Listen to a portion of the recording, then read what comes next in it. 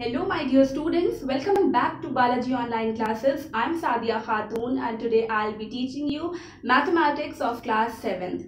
I'll be teaching chapter number 3 today and the name of the chapter is data handling.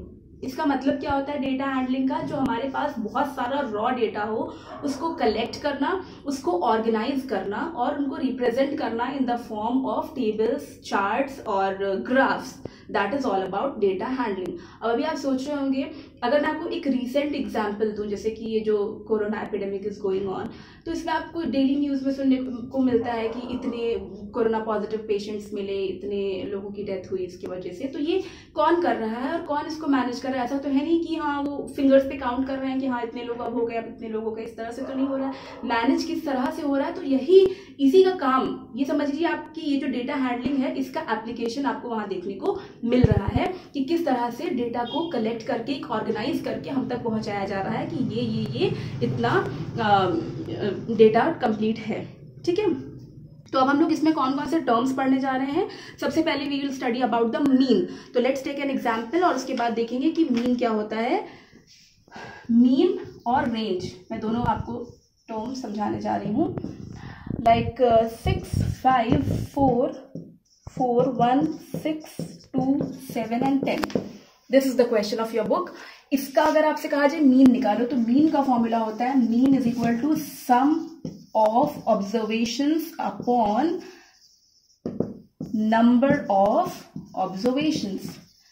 कितना, जितनी observations ली गई हैं इनका अगर आप सम कर दें 6 + 5 + 4 + 4 + 1 + 6 + 2 + 7 + 10 अपॉन नंबर ऑफ ऑब्जर्वेशंस कितनी है 1 2 3 4 5 6 7 8 9. ठीक, लेट्स ऐड इट. 6 + 5 is 11, 11 + 4 15, 15 + 4 19, 19 + 1 20, 26, 28, 35, 45. तो 45 अपॉन 9 सम आ गया 45. 9 1s are 9 5s are. तो मीन कितना निकल आया? इस सारे डेटा का मीन निकल कर आया 5. रेंज कैसे निकलती है?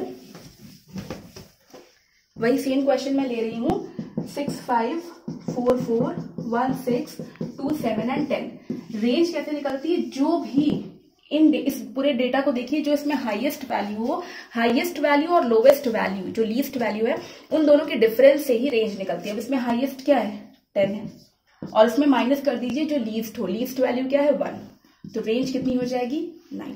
रेंज निकालना बहुत ही सिंपल है, इस तरह से रेंज निकल आती है.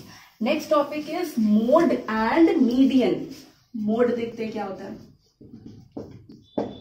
मोड कैसे निकाला जाता है? जब भी कभी आपके पास कुछ दिया हो, कोई भी डेटा दिया हो, तो जब कोई भी नंबर सबसे ज्यादा टाइम्स अकर हो रहा होता है. सपोज मैं ले रही हूँ अपने ऐसी एक रॉ डेटा 2 1 3 1 1 5 4 1 6.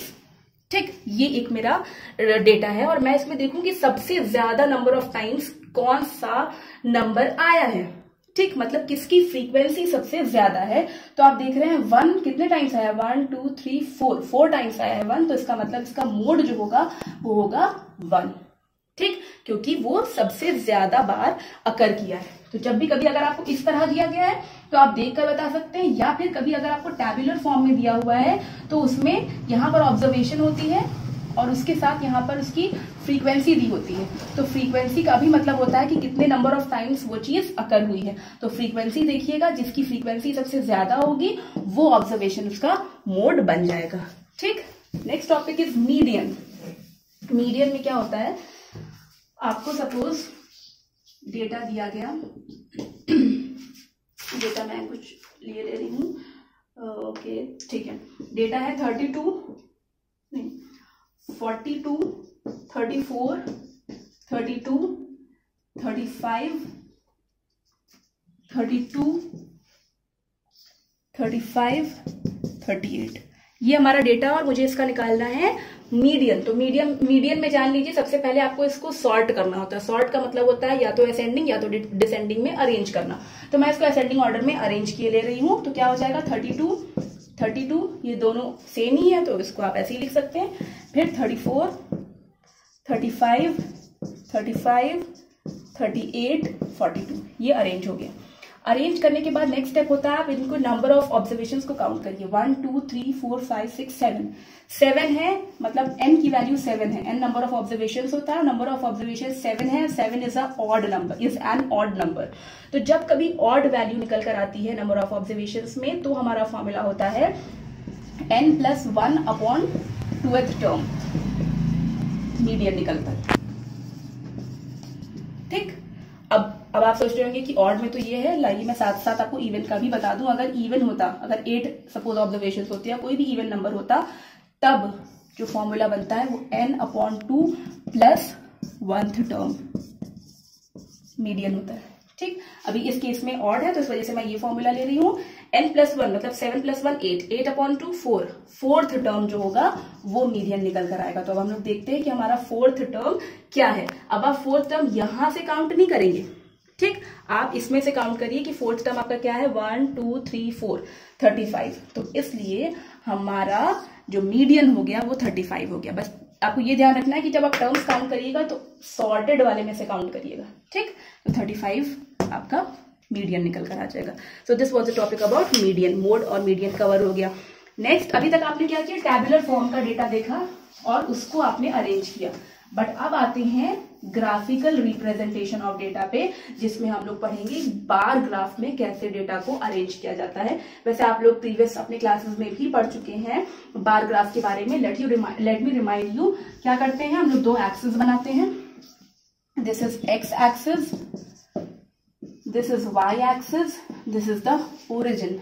ये जो होती है यहाँ पर आप मार्क करते हैं चीजें। जैसे सपोज अगर मैंने ले लिया कोई गेम है, ठीक है, और मैंने देखा कि इस सपोज यहाँ पर मैंने गेम्स के नाम लिख दिए, ठीक, और यहाँ पर मैंने नंबर ऑफ स्टूडेंट्स लिख दिए कि कितने स्टूडेंट्स को कौन सा गेम पसंद है।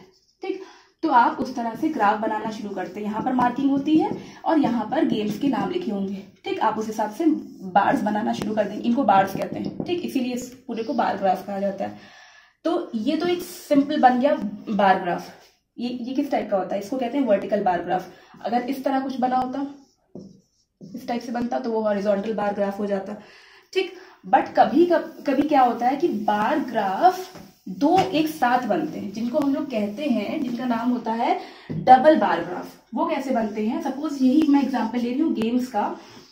यहाँ पर गेम्स लिखे हुए हैं, यहाँ पर स्टूडेंट्स मार्क है, लेकिन यहाँ पर इन्होंने क्या कर दिया, गर्ल्स अलग बता दिया कि इतनी गर्ल्स को ये गेम पसंद है, इतने बॉयज को ये गेम पसंद है। ठीक, तब क्या करते हैं, जैसे यहाँ पर मैंने एक गेम लिया, कोई यहाँ से यहाँ तक है क्रिकेट, ठीक, और यहाँ पर सपोज है, तो क्रिकेट अब आप देखेंगे कि क्रिकेट कितने लोगों को पसंद है, तो आप गर्ल्स और बॉयज का अलग अलग मार्क करेंगे। सपोज 10 20 30 40 50 है, 30 गर्ल्स को पसंद है क्रिकेट, तो आप ऐसे मार्क करेंगे। और क्रिकेट सपोज 50 बॉयज को पसंद है, तो आप इसी को ज्वाइन करके ऐसे बना देंगे। ये गर्ल्स का हो गया, ये बॉयज का हो गया। आप डिफरेंट कलर से भी शेड कर सकते हैं, या फिर इसको इस तरह से डिनोट कर सकते हैं। तो ये था, ये क्रिकेट का मैंने मार्क कर दिया, गर्ल्स और बॉयज दोनों का। ठीक, इसी तरह सपोज मैंने कोई और गेम ले लिया, यहाँ से यहाँ तक कि ये सपोज बैडमिंटन है। ठीक, तो बैडमिंटन गर्ल्स में सपोज 70 गर्ल्स को पसंद था और बॉयज में 40 बॉयज को पसंद था।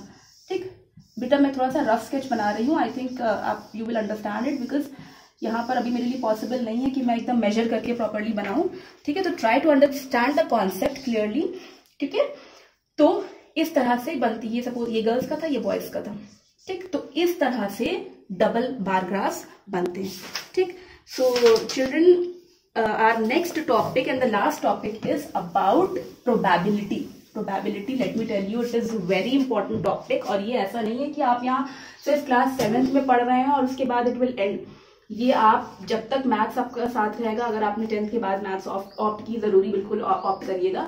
आपको क्लास 12th में भी प्रोबेबिलिटी मिलेगी, परम्यूटेशन एंड कॉम्बिनेशन मिलेगा। ये बहुत इंपॉर्टेंट टॉपिक है, इसको अच्छे से समझिएगा। बस है क्या, इसमें चांसेस के बारे में हम लोग बात करते हैं कि किसी चीज को, किसी इवेंट को अकर होने के कितने चांसेस हैं। सपोज एक कॉइन आप टॉस करते हैं, ठीक, तो आपका क्या चांस है कि हेड आएगा। ठीक, या क्या चांस है कि टेल आएगा। या आप आजकल लूडो खेल रहे होंगे, quarantine days are going on, बहुत सारे लोग आजकल लूडो खेल रहे हैं, इंटरेस्टेड है, तो उसमें आप डाइस थ्रो करते हैं, डाइस के 6 साइड्स होते हैं, 1 to 6 नंबर्स होते हैं, तो क्या प्रोबेबिलिटी है कि 1 आएगा या क्या प्रोबेबिलिटी है कि 6 आएगा, उसके बारे में हम लोगों को यहाँ पर पढ़ना है। ठीक, तो प्रोबेबिलिटी का फॉर्मूला होता है number of favourable outcomes upon total number of outcomes. अब इसका क्या मतलब हुआ, इसको मैं आपको एक्सप्लेन करती हूँ। सपोज आपको देखना है कि डाइस में मेरा 1 आने की क्या प्रोबेबिलिटी, तो आपका फेवरेबल आउटकम क्या है 1, और टोटल नंबर ऑफ आउटकम्स कितने होते हैं, कितने आ सकते हैं, डाइस में कितने पॉसिबल आउटकम्स हैं 6 हैं, तो 1/6 हो जाएगा प्रोबेबिलिटी। अब सपोज अगर आप कॉइन का ले रहे हैं, हेड आने की प्रोबेबिलिटी कितनी है, हेड मतलब सिर्फ एक की बात आप कर रहे हैं, तो 1 और टोटल कितने आ सकते हैं, या तो हेड आ सकता है या तो टेल आ सकता है, टोटल 2 आ सकते हैं। ठीक, तो इस तरह से प्रोबेबिलिटी होती है। Probability so children you can see कि हम लोग प्रोबेबिलिटी फ्रैक्शंस के थ्रू रिप्रेजेंट कर रहे हैं। And do remember one thing कि probability can never be greater than 1, कभी भी 1 से बड़ी नहीं होगी। मतलब जब भी आप फ्रैक्शंस के फॉर्म में लिखें तो ये चीज हमेशा देख लीजिएगा कि वो एक प्रॉपर फ्रैक्शन ही बनना चाहिए, इम्प्रॉपर फ्रैक्शन नहीं बनना चाहिए, कभी भी डिनोमिनेटर छोटा नहीं होना चाहिए। ठीक है, ये चेक करने का मैंने तरीका बता दिया। कुछ टर्म्स है जैसे लाइकली, अनलाइकली। जैसे अब अगर मैं कहूँ कि इट्स लाइकली, अगर आज का, जैसे मैं कहूँ कि आज क्लाउडी डे है तो इट इज लाइकली कि कल बारिश हो सकती है। ठीक, या अनलाइकली कोई ऐसा हो सकता है कि अगर मैं कहूँ कि आजकल का टेम्परेचर, जैसे आजकल मंथ जो चल रहा है वो अप्रैल है, तो क्या ऐसा हो सकता है कि आजकल का टेम्परेचर 2 डिग्री हो जाए, तो दिस इज अनलाइकली। ठीक, या फिर अगर इम्पॉसिबल इवेंट्स ऐसे हो सकते हैं कि सपोज मैंने कहा कि अगर डाइस है तो डाइस में नंबर 10 क्या आ सकता है, नहीं, ये तो एक इम्पॉसिबल टाइप का इवेंट हो गया। ठीक है, तो ये टर्म्स कुछ प्रोबेबिलिटी में यूज होते हैं, वो मैंने आपको बता दिए हैं। So this was all in this chapter. I have explained you all the concepts of this chapter. Just go through it and try to solve the questions on your own. The solutions of this chapter will be provided to you on school Mitra app, and do it in your maths registers. And do remember Sadia ma'am's rule that maths comes by practice.